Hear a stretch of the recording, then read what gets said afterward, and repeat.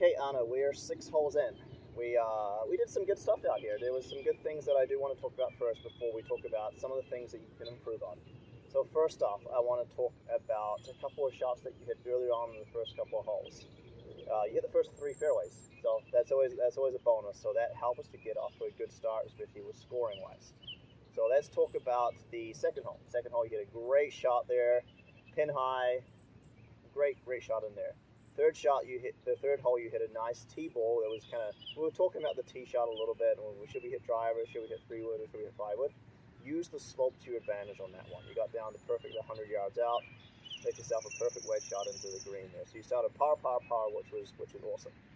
One thing you also talked about there, you kind of, when in doubt, I just play it straight. And I agree with that. When you're in doubt on the greens, definitely kind of play it straight. I want to talk about a couple things that we probably could work on just a little bit. And I'm maybe being a little bit picky, but for this activity, we have to talk about stuff that we've got to kind of work on. So, first off, the first hole. First hole, you had, I think it was about 115 yards to the pin, and we noticed we had that tree overhanging. You kind of took it right at the flag. You pulled it off. You were about 3 feet just left of the flag, and your ball ended up right on the very edge of the green and the fringe. It could have ended up a little bit worse. So I hit the same shot from where you were at.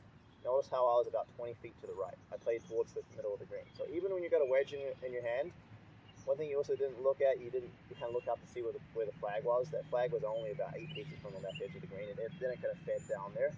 If that ball had rolled a couple of yards further left, it would have been a tough up and down for you. So you could have maybe saved yourself a shot there if you didn't quite execute. The good news is you executed. So that was really good there, that I'd like to see. Second hole, you had a short birdie putt there. You didn't make it, but you went through the right process.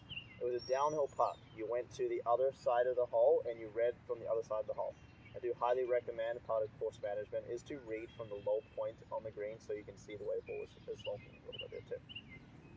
Let's talk about the fourth hole. The fourth hole, we talked about kind of leaving yourself a little bit easier shots. So you didn't hit it the best tee ball. You missed it a little bit to the right, but you hit a good chip shot where you basically gave yourself a chance to get up and down. You didn't get up and down, but you got the ball past the flag. You didn't short side yourself. You didn't give yourself another tough shot where you kind of could turn that into a double or a triple on that particular shot. It wasn't easy. I know you had a little tree root under your ball there as well, but what you did well is you got the ball past the flag and also gave yourself a chance.